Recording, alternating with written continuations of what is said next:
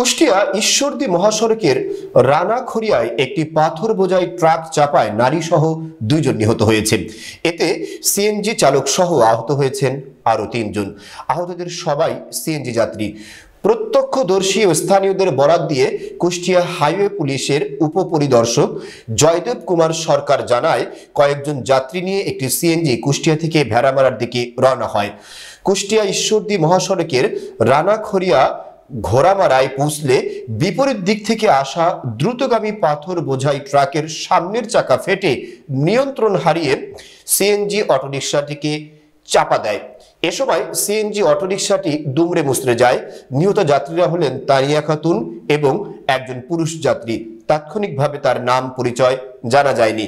গুরুতর আহত অপর 3 জনকে কুষ্টিয়া জেনারেল হাসপাতালে ভর্তি করা হয়।